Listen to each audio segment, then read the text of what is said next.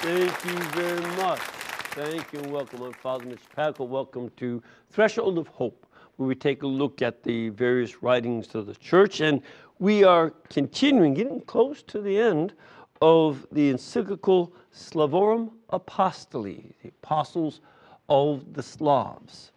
And you can download a free electronic copy of Slavorum Apostoli by going to ewtn.com, go to our document library there, and type in Slavorum Apostoli or Apostles of the Slavs, and you can get it downloaded. And of course, you can be involved and participate in our show like all these folks have done, is mostly from Florida and New Mexico and Louisiana. And you can come here too, no matter where you are, and participate, be in our audience, or you can send a question by email right into threshold@ewtn.com. We are now on paragraph 26. And the Pope reminds us that we are dealing with the 9th century. This was a particularly difficult time because having survived the earlier barbarian invasions, during the 9th century, new waves of barbarians started to come in. The Norsemen started to come from Scandinavia. The Huns, the Magyar Huns, started to come in from the east, and Saracens, who were later on called Muslims, they began to invade, especially from the south, from Africa and from the Middle East. So those were the invasions and made things difficult. Plus, the political restructuring of Europe was still pretty difficult. You know, there was a Holy Roman Emperor. Remember, Charlemagne was crowned Holy Roman Emperor on Christmas Day in the year 800. But that didn't last with great stability. So there was a lot of political instability, and that meant local folks would have their small little kingdoms, some of which were stronger than the main kings and main emperors. You know, little local guys with their castles, you know, really ruled. And that didn't help. So that's why he speaks that Christian Europe was seeing a new organization emerging.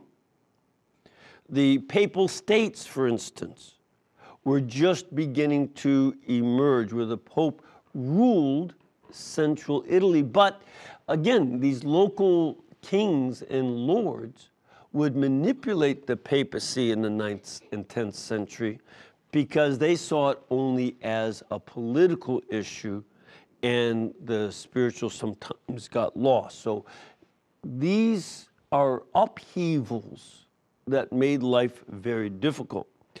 And Saints Cyril and Methodius give us a great message that's relevant to our times. Now remember, when the Pope is writing this in the 1980s, Europe was also experiencing a new emerging order, because the old order of the communist Eastern Europe was in thorough collapse. He was like, I was living in Germany in '79, and I went to Poland, you know, in between semesters, and visited my relatives. And was right after the Pope had come back as Pope to his home Poland. And he was like Bugs Bunny walking into a powder magazine and kept on lighting matches to see what's there. And he was setting off explosions. He was the one who, in those speeches, helped to ignite the solidarity movement, Solidarność. And remember, Poland and the other countries began that upheaval in 79 after his visit, talking about freedom. And people took it seriously. And the communists were so scared they tried to kill him. That's why they hired Ali Akça to assassinate the Pope. The Bulgarian secret police had apparently done that. And so, you know, all of this is going on. This is typical of communists and atheists. For them, life is negotiable. They'll take life any chance they get. So that's one of the other reasons that it was very important to see this. And he said we have many complex problems of a religious, cultural, civil, and international nature. And we are seeking a vital unity in the real communion of its various elements. So that what would emerge, remember, again, in the mid-'80s, we still didn't know if this was going to end up with World War III.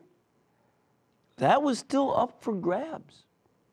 If you remember, in these days, the East Germans and the Russians were mobilizing their armies on either side of Poland with the possible threat of invasion, like they had done earlier in Czechoslovakia in '68 when they tried to get freedom. And so this, how is this going to happen? Would it be the typical communist oppression and military imposition? Or was it going to be a renewal of freedom and that religion would become the new source of freedom? Which it was actually what did happen. It was his influence as Pope on solidarity, plus other things going on, working with President Reagan and the Prime Minister Thatcher of England. She was also very influential. And, as well, of course, the people of Eastern Europe taking risks.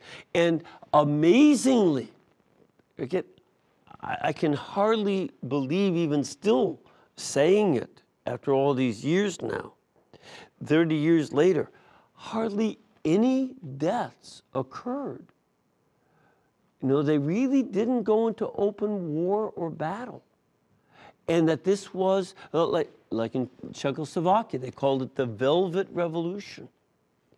And Romania was the most violent. But that was relatively rare as communism fell. And that's why he's writing this.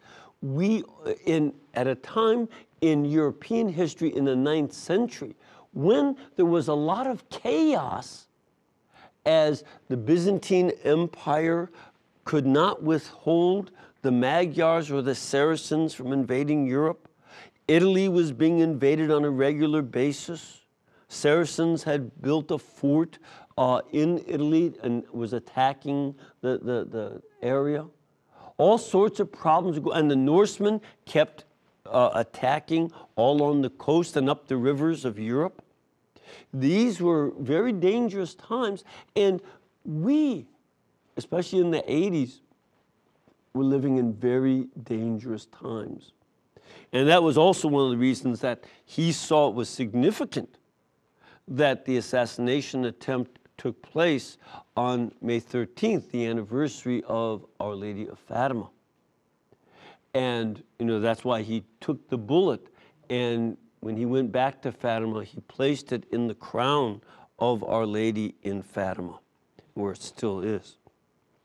Important for us as we celebrate the 100th anniversary, because it was at Fatima that the warning went out that Russia would be the source of many errors. And it was just around the time of the final apparition in October 1917 that the Bolshevik Revolution took place in Russia. The little children in Fatima had no idea what that was or what it would mean. But over from 1917 until the fall of communism about 70 years later, we saw this problem. So would there be authentic communion? And we still don't see full communion of people because the communists were oftentimes replaced by gangsters, Russian mafiosi of a sort. That I don't know the Russian word for gangsters, but this is the reality that they had. And we can say about St. Cyril and Methodius, the evangelizers of Eastern Europe, that characteristic of them was their love for the communion of the universal church, both East and West. And within the universal church, to see that Christ called for a church, only one. He didn't call for lots of churches. He didn't ask for there to be lots of denominations. That my church will be built on the rock of Peter. But it'd be one church. And we see that St. Paul describes the church as the body of Christ. Christ is one and his body, the church, is one. And that's very much what they saw. So there's this universal church. And yet at the same time, there are particular churches within the larger church. In this case, the Slavic people, as they come. That belonging to the universal church does not mean that you destroy your culture. You maintain it with its distinctiveness. And even among the Slavs, the distinctiveness of Ukrainian Christianity and Ruthenian, as close as they are, they're distinct. And same with all the other communities, whether of the Eastern liturgy or of the Latin rite. And from these two brothers who were evangelists comes, for the Christians and people of our time, an invitation to build communion together. That included the Eastern Europeans as well as the West. Not to make them stop being Eastern or for us to stop being Western, but to see as communism was about to fall, and after so many tens of millions of Christians had been martyred under the communists. Remember, the 20th century saw 40 million Christian martyrs. More than half of all the martyrs of Christian history died between 1917 and 2000. Out of 75 million martyrs in history, 40 million died in the 20th century. And that, on their blood, which, by the way, continues to flow in the eastern countries of Iraq and Syria and Egypt and so on. This is what we're called to build communion. And it is in the specific area of missionary activity that the example of St. Cyril and Methodius is even of greater value. Because missionary activity is the essential task of the church. We live in a modern time now where a lot of people want us to become more tame. Oh, you just have your Christian culture and we'll let the other cultures do their thing. Oftentimes, modern secular people want to preserve the cultures of other places as if they were museum pieces, instead of understanding they have an integrity of their own. And they also want us not to evangelize the faith.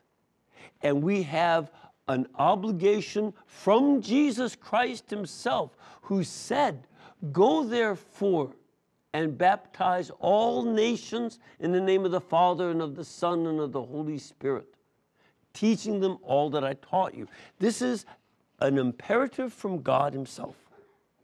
and that we cannot stop missionizing. It's been sad that so many of the missionary orders no longer see that as their task. But the Pope is very clear that mission is an essential task, not something, well, you know, if you feel kind of good, you want to go travel or something. No. It's an essential ministry of the church, and we need to evangelize our own culture. There's a lot of sin going on, and it's catastrophic, not only for the sinners, but for their victims. The drug abusers are not just, well, they're sort of getting high and just being in their own world, and we're going to try to make some of it legal. No, they are catastrophic to themselves and their families. Listen to the stories of young people raised by their parents who are addicted to methamphetamines and other drugs.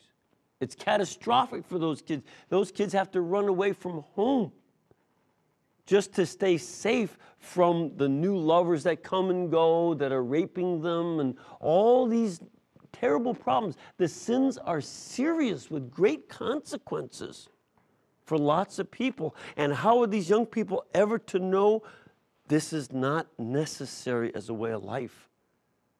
Christ offers you something infinitely superior to sin. And this is where we need to be missionaries in our own culture. And at the same time, we do enculturation. We address our culture and deal with the cultural expressions of every culture, including our own, while at the same time never watering down the faith. Those two go together. The two brothers, Cyril and Methodius, not only carried out their mission with full respect for the already existing Slavic culture, but also together with religion, they eminently and unceasingly promoted and extended that culture. The new Christian faith did remove the people from worshiping Pieron, the god of thunder that the Slavic people had worshipped. But the rest of their culture was made improved. Do we remember the rocks and trees that the ancient pagans used to worship? Or do we look to the beautiful cathedrals and churches that they built since then? Do we not look to the beautiful icons that they paint as models for our own religious devotion? Their style of painting and architecture and all the other great goods were something that came from their culture, but was used for the glory of God, Our Lady, and the saints. And that's the transformation of culture that goes on. By analogy, today the churches of ancient origin can and must help the younger churches and peoples mature in their own identity and progress. You know, we have lots of young churches going on around the world. You know, people that have only been Christian for the last 100 years or less. But the church is growing very rapidly in places like Africa. Just from Muslim converts, between 6 and 8 million Muslims a year become Christian. And we have a lot to offer them, and they have much to offer us. It's a mutual giving back and forth.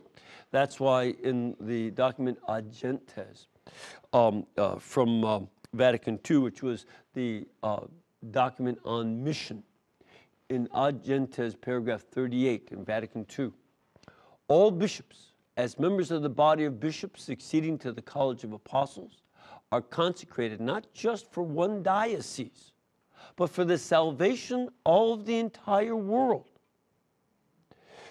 Whence there arises that communion and cooperation of churches, which is so necessary today for carry on the work of evangelization. So that's one of the things that a lot of bishops in our country are doing, is introducing missionaries from Africa and India and other places into the United States, that we've had a very serious vocation shortage due to a number of factors. Some people say, well, it's just modernity. No, it was the sexual revolution that made a difference, because people reduced the sizes of their families. Most vocations come from families of 4 to 7 children. That's where most vocations come from.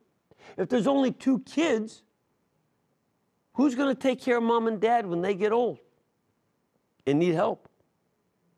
And so you don't get many vocations from families of 2. So we contracepted most of the vocations out.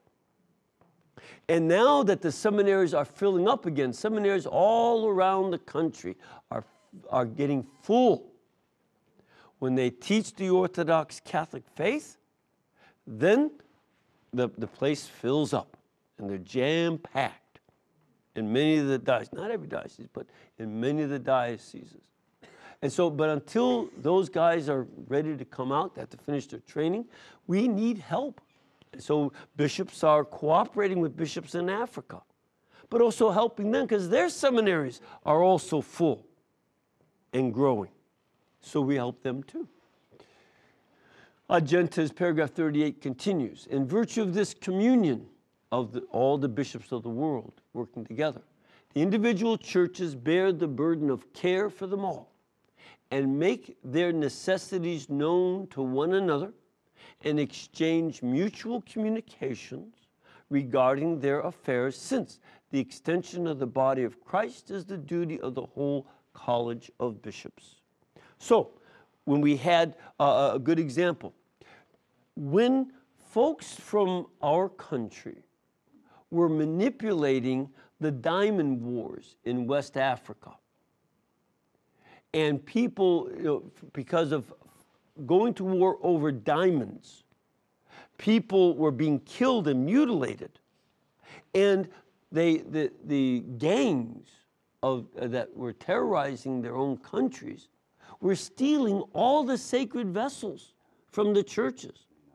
And I remember we did a show about that, and all kinds of chalices and from priests who had died and patens and other sacred vessels were sent over to that diocese. One of those ship containers was filled up with books, liturgical books and things, because they had nothing.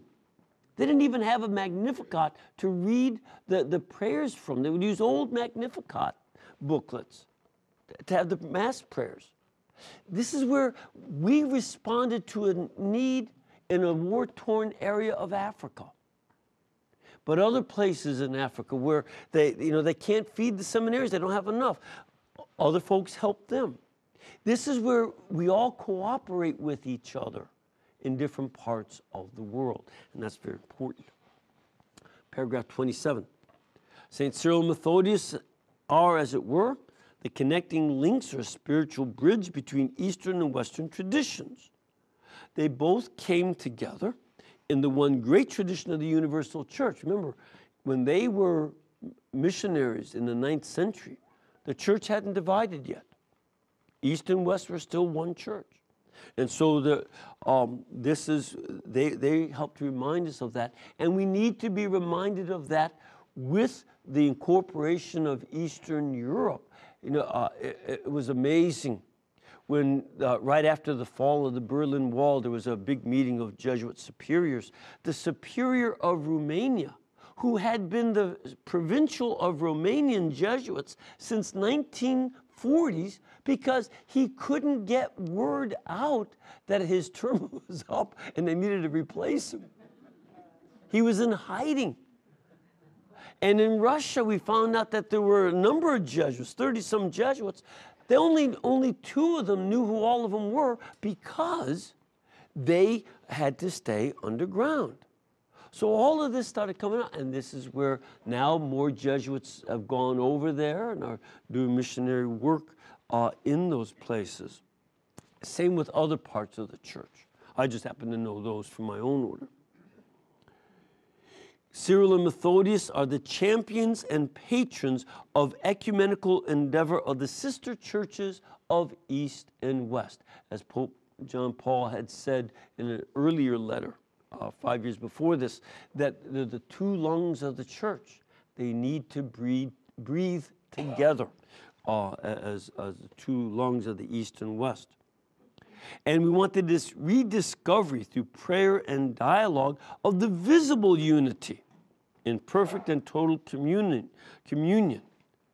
This is the kind of unity that he had spoken of when he went to Bari. Bari, Italy, is a coastal town, a port city on the Adriatic side, the east side of Italy, down toward the south. And why did he go there? Because that's where the bones of St. Nicholas are. When the Turks conquered Turkey, Christians brought Italians went over there and brought the bones for safekeeping in Italy. And so they're still there. Now they returned them back to the church of his hometown in Myra in what's now Turkey. But what he said there is that the unity which is neither absorption nor fusion.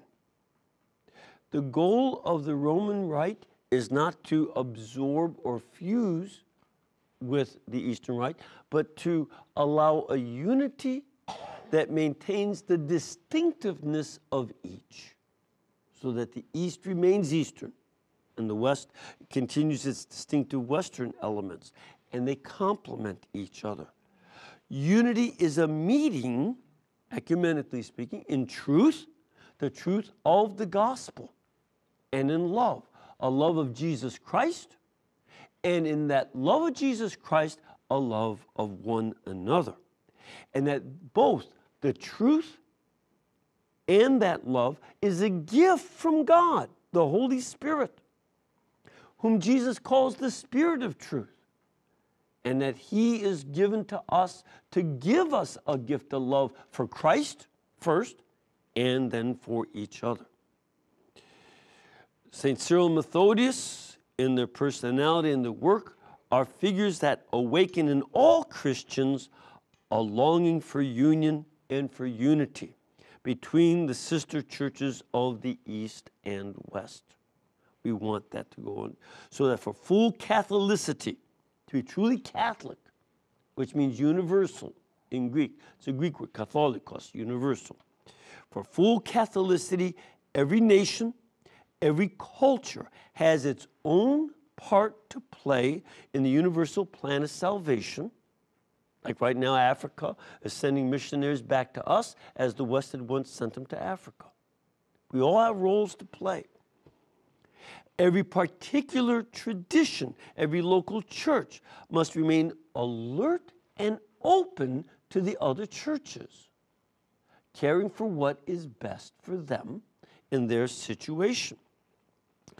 Being attention to the traditions, and at the same time to paying attention to local traditions, to universal and Catholic communion, where we are one together.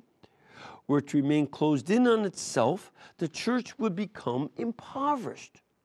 If we exclude ourselves from the Eastern Church, we lose. We need to learn from them. And by exercising their own charism, St. Cyril and Methodius made a decisive contribution to building up Europe. Not only by helping Europe to enter into religious communion as Christians, but also the civil and cultural union of Europe. They taught the Slavic people how to write. They wrote an alphabet that fit their language, so they could write down in books and communicate amongst themselves and then with the rest of the world.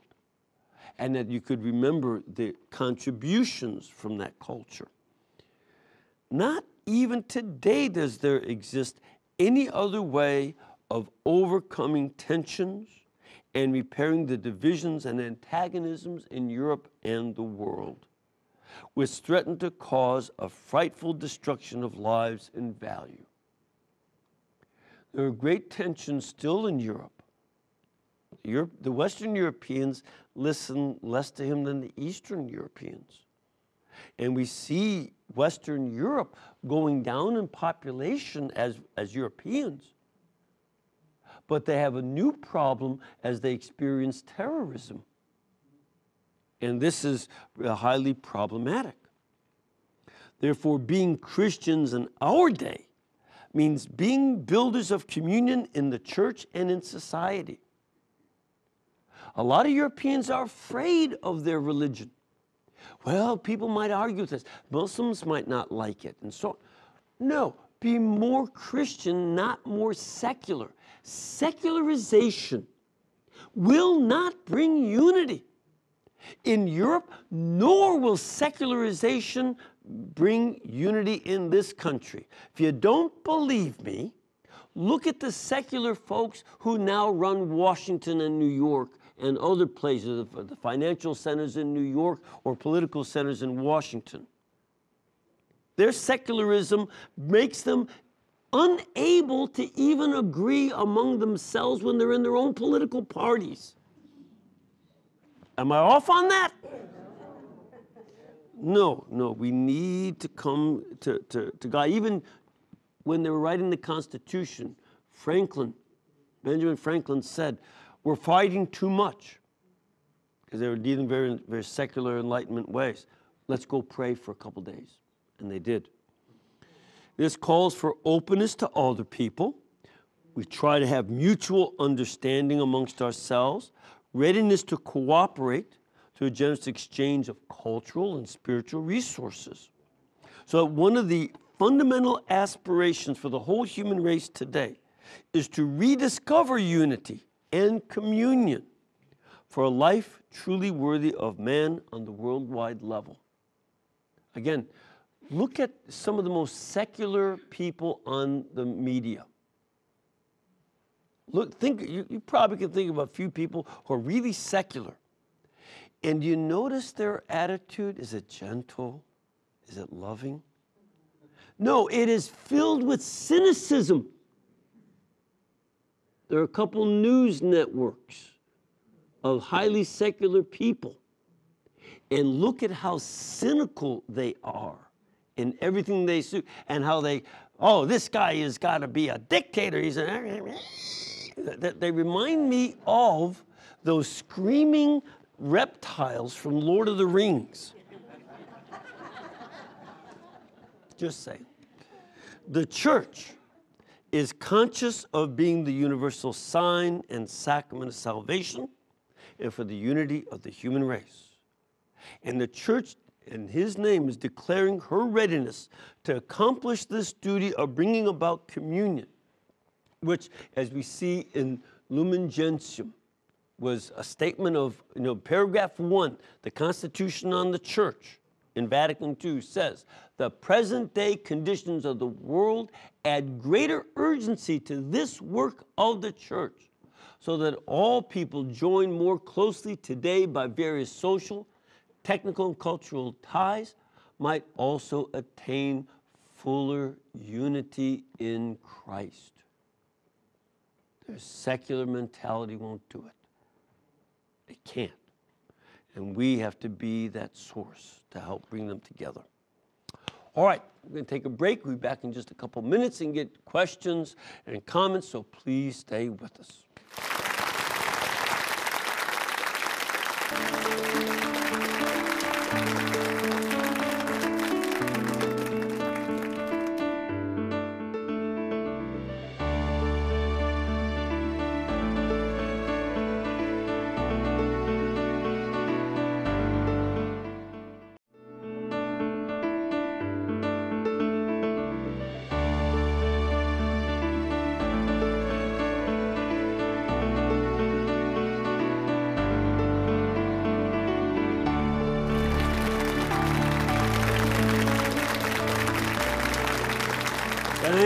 Thank you. So, first of all, I want to thank all of you for coming. I guess the folks from New Mexico wins the long distance group. But then we have a couple, lady from New Hampshire. And where are you from? Canada, okay, long distance award right there. So I've had folks here from Singapore and Australia too. Now, they get long distance awards. There's nothing you get for it, just that you got bragging rights. But we'd love to have you come, if you are in Australia or Singapore or anywhere else, to come and join us. You can contact our pilgrimage department at 205-271-2966, or go to the website ewtn.com, and they will give you information on scheduling for masses, programs where you can be in the studio audience, directions to get up to Hansville to go see the Shrine of the Most Blessed Sacrament and pray with the sisters, places to have all kinds of, there you can stay and good food to eat. Some of them that I like very, very much are not quite as heart healthy as I once had hoped. All right, let's now start off with a question. Who's first there? Yes, sir, where are you from? Father, I'm from Karen Crow, Louisiana. Oh, good. Originally from Opelousas, Louisiana. Yeah, I get up to Opelousas now and again. And my question today is, you spoke about the two lungs of the church that John Paul referred to. And I've met a couple of priests in my life who are able to do the Eastern and the Western rite. And I'm just curious, how does that come about? If you could comment on that. Sure. I'm one of them. So this morning, for instance, I celebrated Corbono, the sacred liturgy, at St. Elias Church. My pastor has a meeting with our bishop in St. Louis, and so I celebrate that. And the way that it can happen, for instance, in a lot of the areas, the Eastern Rite priest is the only priest of that rite in the area. And it becomes helpful if one of the Roman Rite priests or other would learn the rite to help, for instance, as with my pastor who has to go to a meeting, so that we can help out when either he gets sick or when he has to go to a meeting and such, goes on vacation. That's where we can help out. Now, in my case, with the Maronite rite, it was pretty fitting because in graduate school I had studied, along with Hebrew, I'd also studied Aramaic. So, that which is our default language. Every rite has its own default language. So the Byzantine rite default language is Greek, but then there's the Slavic ones that use Old Church Slavonic or one of the other Slavic languages, or Arabic, which, for the Melkite rite.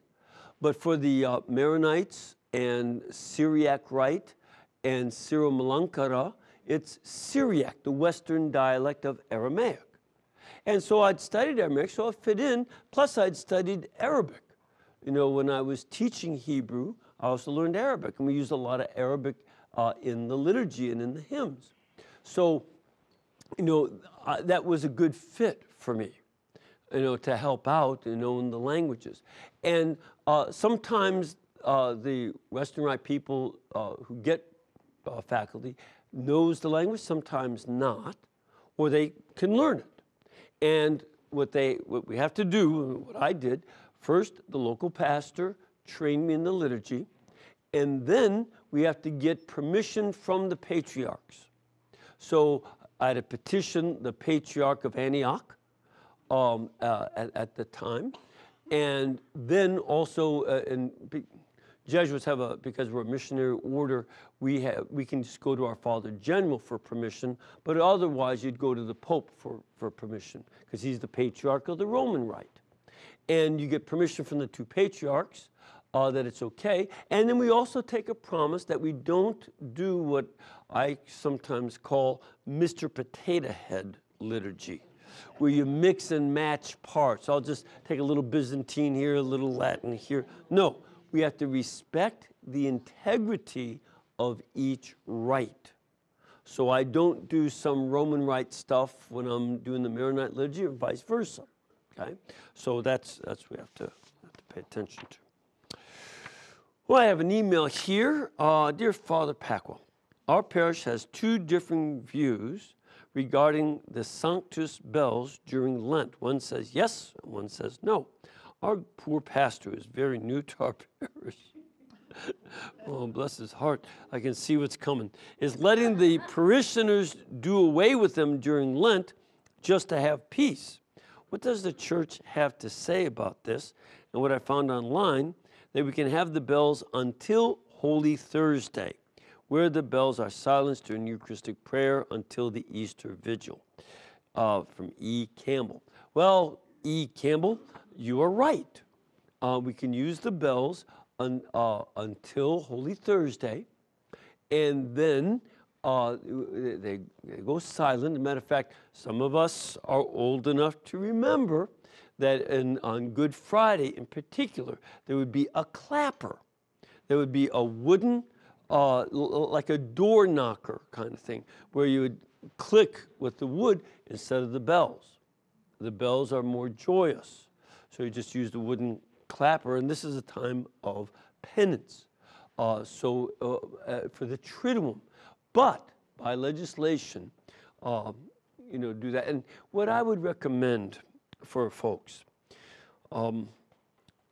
know what the legislation of the church is, and where the legislation allows leeway and where it does not. And don't add rules when they're not there. Don't take away rules when they are. In other words, it's what I like to call paint by numbers, stay inside the lines, approach to liturgy, and enjoy the liturgy as it is. It's not your Mass. It's the Mass of Jesus Christ. It's not mine either. It's not the priest's. That's why the Vatican Council states explicitly that no one, not even the priest, is allowed to change the liturgy. This is, the norms are set by proper authorities, the Pope, and then the local bishops in union with the Pope who can make adaptations for their culture. And in that case, and if the priest is doing what is in the liturgical books, leave him alone. He's got other work to do besides, listen to your kvetching about stuff. Ma'am, where are you from? Ave Maria, Florida. Oh, good to have you here. Welcome. And your question, that town's really growing up, isn't it? Yes, Father. And so what's your question? Yes, during the 80s, during the freedom movements in Eastern Europe, what were the roles of the churches, the Eastern Rite churches during that period? The role of the of all the churches, Roman Rite and Eastern Rite, during the upheaval were very important, because one of the real dangers is that people could easily have taken to violent revolution. That's how communism got in power in the first place, right? And the risk was high, especially as the Russians were mobilizing troops on either side of Poland. And as a matter of fact, one of the priests in Poland has, Father Papiewuszko, has been beatified for his role in helping the people to seek their legitimate needs for freedom and at the same time maintain peace. That was his role, maintaining peace, but also giving legitimate work on that. And one part of it, now why did they call it solidarity? This was Pope John Paul's term, Solidarność in Polish, because he insisted, he took a great leadership, and other leaders in the churches in Eastern Europe took a great leadership in saying solidarity means that as Christians, we may not hate the soldiers, the government leaders, or anybody else. Christians are not allowed to hate their enemies. We are required by Jesus Christ himself to love our enemies. And that was key. The church is reminding people of that your enemies are still human beings with their own dignity and integrity. And you cannot disregard them. Now, this is something very important, and I get pushback from some of you out there because I also insist that we cannot hate Muslims. We cannot, and be Christian. If we hate, we go down to the level of the terrorists. Just like people who hate the communists go down to their level of hate. Or people who hate folks on certain, secular stations and such. We go down to their level of anger, hate, and cynicism. We have to love them. It's not always easy, but we have to do that. And that's where the churches were very clear in calling people to, again, pursue justice without allowing hatred, because Christ calls us to love. That was their main role. And they did all sorts of stuff underground, communications and stuff. That's how our CIA knew a lot of what was going on. It was their connections with the Vatican and the Vatican Diplomatic Corps. It was very important. All right, we have another email here. Dear Father Mitch, my husband is baptized an Episcopalian, but we are raising our kids Catholic and homeschooling them in the faith. He's expressed a desire to go to confession, but he's not yet in RCIA and cannot come into the church for at least another year should he start this fall. Is it possible for him to receive the sacrament of reconciliation, receive absolution if he is properly prepared and contrite? Lisa in Colorado. Well, here's what I would do, Lisa. A couple things that sound like might be going on here. He might be more ready to enter into full communion in the church. And what I would recommend that you do, I don't know him, I can't make a decision, but what I would do is ask him to go talk to either the pastor or the local bishop. Depending on, your diocese might be very large. If you're in Denver, that'd be different. But if you're in one of the smaller dioceses where the bishops are fairly accessible, go talk to him. And it may be that he's ready for full reception and communion, and that his desire is an indication of his preparedness. So that would be something I would recommend. Talk to them about that, okay?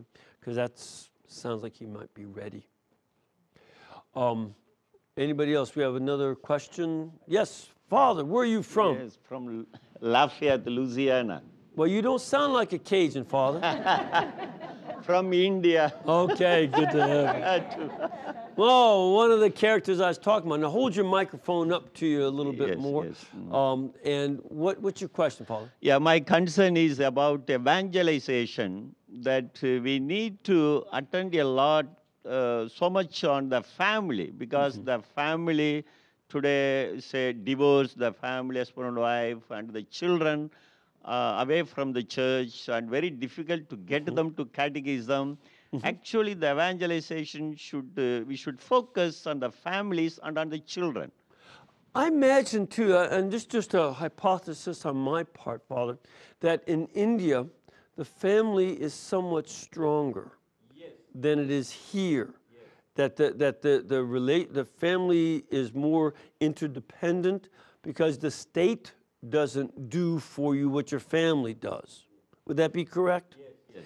And one of the things that, as someone who comes from a family, from a culture where family is stronger, you can see some of our problems a little bit more clearly, because we're so much part. We just now take divorce, remarriage, non-marriage. 45% of all our children are born out of wedlock right now in this country. That's a change from 1940 when it was 4%. and the catastrophic change that brings about for kids.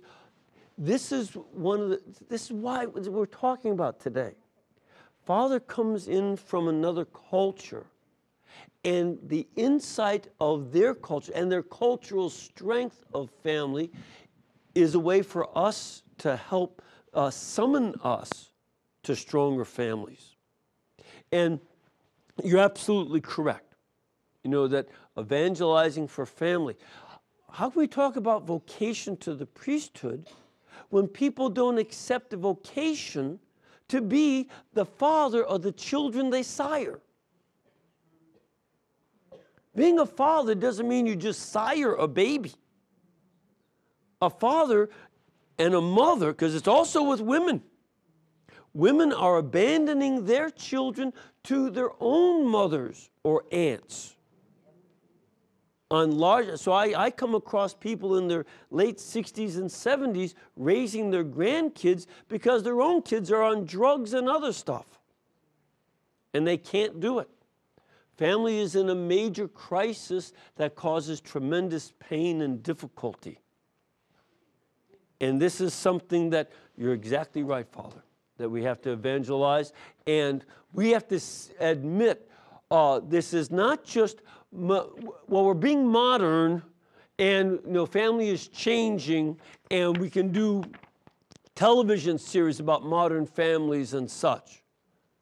No, this is catastrophic, especially for the pain imposed on children, but also the poverty of women and the immaturity of the men.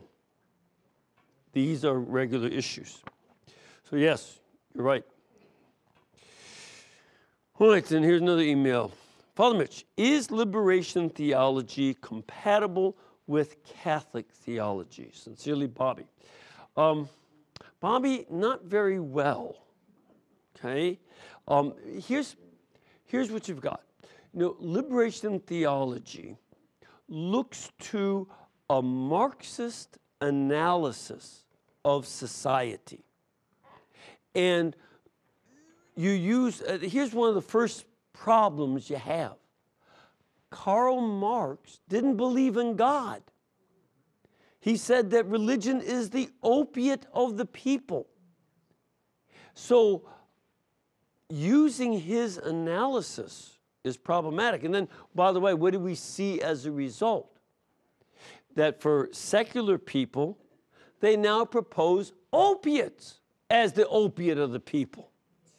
Let's legalize marijuana and other drugs, because that'll take the place of religion. That's a good change for us. Yeah, no, it's not. And what is it, Illinois?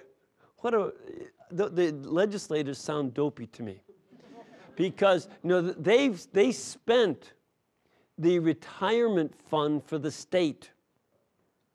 $100 billion. They spent it. My question first was, why aren't they in prison? But then, apart from that, they now say, well, we can make up for the budget by legalizing marijuana, and then we'll make the money off of the taxes. You're going to spend them on caring for the people who are driving under the influence, as they do in Colorado and elsewhere, and all the other social problems that come with it. You are not going to save money.